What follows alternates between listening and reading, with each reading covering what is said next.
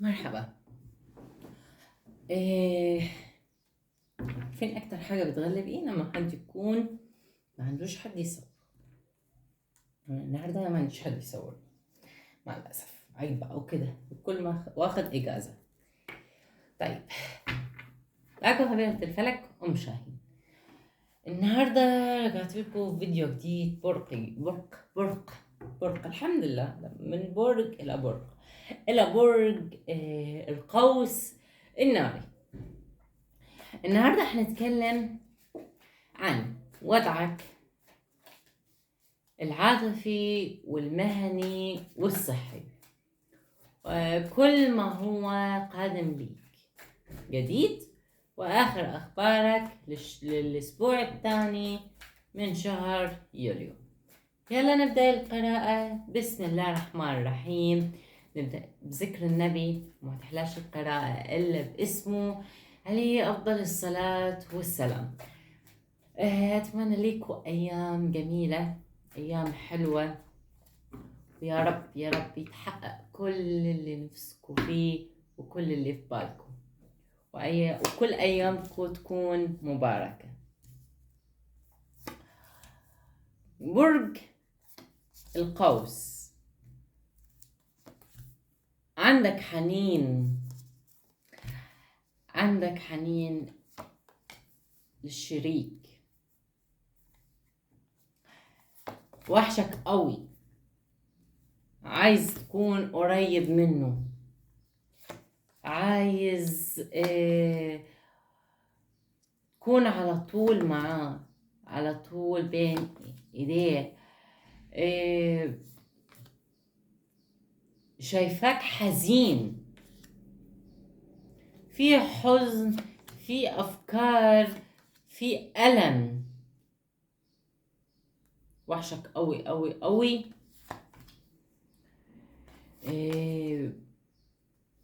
الفترة دي انت عايز تقوله خليك معايا، مش قادر ان انا اعيش بدونك، الحياة صعبة جدا، كأنه سم.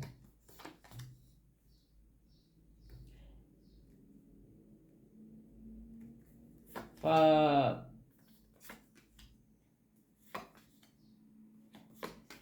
شايفاك هنا هو بعيد عنك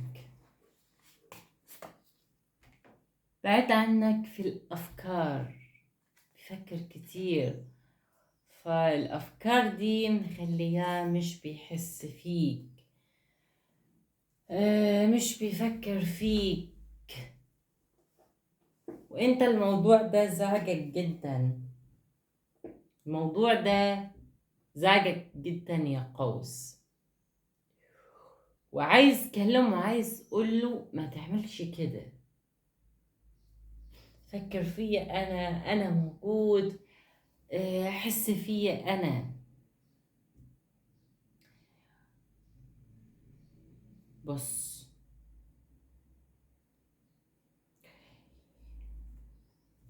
آه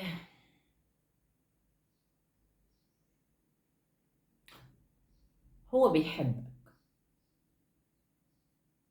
وعايزك، ومش هيحب غيرك، بس لو انت هملت وبعدت عنه وبقيت تفكر في حاجات تافهة وزن بقى وقرف بقى والحاجات دي كلها، فهيشوف طرف ثالث. وانا اقول لك اهو، راجع نفسك، ما تشوفوش هو غلط طول الوقت. وحتى لو هو دلوقتي داخل في علاقة ثلاثية فهو انت السبب مش هو. ليه بقى؟ انا مش بحلل هنا الخيانة، لا، ضد الخيانة بشكل كامل. بس ليه هو دخل في طرف ثالث؟ سألت نفسك مرة من الأيام؟ ما تقولش هو عينه فارغة، ما تقولش الكلام دوت، مش كل الناس الخاينة عينيهم فارغة. تعالوا يا جماعة نتفق على الموضوع ده، مش كل شخص خان فهو عينيه فارغة. لو كده كل العالم عينيهم فارغة، صح؟ لا، ما فيش الكلام ده. في أشخاص بيخونوا، اللي هو أنت يعني من ضمن الأشخاص دي، مش أنت الخاين، الشريك عشان شريكهم هملهم، عشان شريكهم ما حسش فيهم. تغيير ستايل، تغيير شكل، تغيير لبس، تغيير ميك اب، تغيير تسريحة، تغيير البيت، تغيير كل حاجة. يعني التكرار بيذبح. تكرار وحش جدا على فكرة، وأوحش حاجة في الدنيا هو التكرار. تمام. فيعني صلى على النبي كده يفضل الصلاة والسلام. وهنا بيقول لك هو بيحبك جدا، بس زهق حتى من العلاقة الجنسية اللي تربطكم مع بعض. كل ما يجي مثلا تقول له لا ده ما ينفعش، ده حرام، ده حلال، وتدخل الدين في كل حاجة. طبعا يعني ما ينفعش.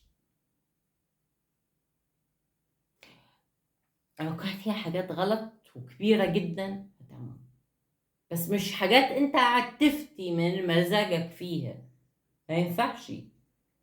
بس أنا ضد إنه الأشخاص اللي يفتوا، أنا بكرههم جدا الأشخاص دول وأعدائي بجد، الأشخاص اللي بيفتوا في الدين والحاجات دي. فهنا بيقول لك قبل ما تجي تنطق الكلمة فكر فيها، خصوصا إنك أنت كل شوية بتقوله ده حرام وده حلال. يا ترى أنت قاعد تفتي من دماغك، ولا ده كلام حقيقي، ولا قاعد تسمع كلام ناس جاهلة أو عيال؟ فكر كويس. تمام. انت ضايق، انت خنقته بجد، واتضايق منك خلاص مش قادر ان هو يكمل معك. فهنا بيقول لك على فكرة هو انت بتوحشه جامد، بتوحشه جامد وهو بيوحشك. حاول بقى انك انت تصلح العلاقة دي، حاول تصلح العلاقة دي. حاول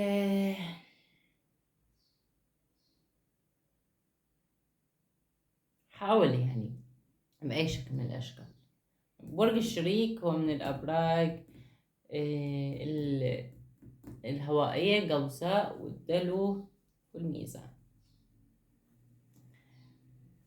طيب هيحصل ايه؟ هيرجع لك، هيرجع لك، هيرجع قريب جدا، قريب جدا جدا هيرجع لك الشريك خلال الفترة ديت. يعني هو راجع بإذن الله سبحانه وتعالى. لو وصلت هنا ما تنساش اللايك والشير والكومنتات الجميلة. أما لو أنت من محبين الخيرة تابعنا على قناتنا الثانية خيرة أم شاهين. لو أنت من محبين الأبراج تابعنا على القناة ديت تاروت أم شاهين. برج القوس الناري، تكلم صحتك، قلبك بيوجعك الفترة ديت، انت شبه بتنهار، والانهيار النفسي دوت بيطلع على الصحة الجسدية. تمام. سبب الانهيار ايه ده؟ انت تعبان كده ليه؟ السبب فكر كويس وحل المشكلة، ابحث عن العلاج. انا شايفاك تعبان جدا. يعني انت دلوقتي واصل لمرحلة حتى مش عايز حد يقولك عامل ايه، لو ممكن تتخانق معه. حاول هنا يعني بأي شكل من الأشكال، حاول بأي شكل من الأشكال تبحث عن العلاج المناسب لنفسك. تمام. حتى لو كان مساعدة طبعا شخص مختص، المهم انك انت تشوف حل لنفسك. حاول تشوف حل لنفسك يا قوس. نتكلم شوية عن العمل. ما شاء الله تبارك الرحمن، عملك الفترة الجاية حيكون زي الفل، وممتاز جدا جدا جدا. خصوصا الفترة دي انت شغال، يعني شغال عقلك جامد. بتحاول تسعي على قد ما تقدر وبزيادة. شايفة لك جاي لك رزق. الرزق ده كبير جدا، الرزق حلو. بس حاول يعني ايه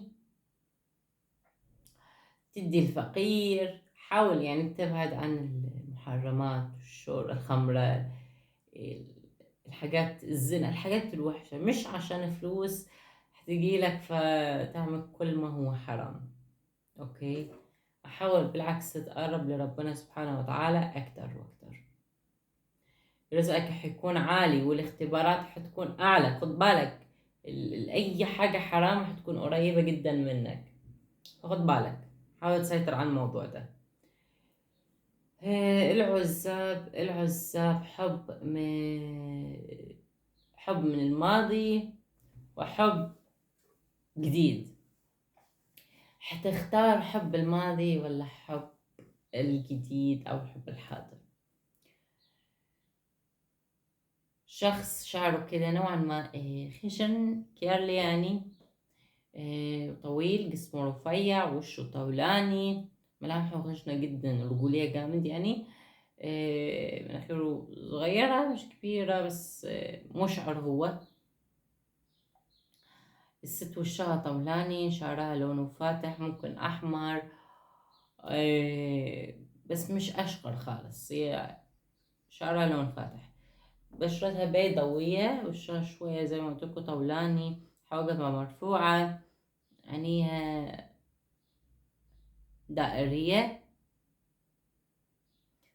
رفيعة شوية طويلة. حروف الأسماء: حرف التاء، حرف الميم، حرف الحاء. ده حب الحاضر والحب الجديد. فأنت هتختار أي حب بالظبط، بس اختار الصح، ما تختارش الخطأ عشان ما توقعش في الفخ. خد بالك. النهاية أتمنى ليكوا كل حاجة حلوة، كل حاجة جميلة. يا رب تكون أيام مباركة ليكوا. لو أنت من محبين الخيرة، اشترك في قناتنا الثانية خيرة أم شاهين. أما أنت لو من محبين الأبراج فتابعنا على قناتنا ديت تاروت أم شاهين. ما تنساش اللايك والشير والكومنتات الجميلة. اللي حابب يحجز قراءة خاصة مدفوع ثمنها، تواصلوا معنا عبر حساباتنا الخاصة. جميع الرابط مع رابط التحويل موجودة بصندوق الوصف. بحبكم جدا جدا جدا حبايب أم شاهين، ومع السلامة. أشوفكم في فيديو تاني على خير.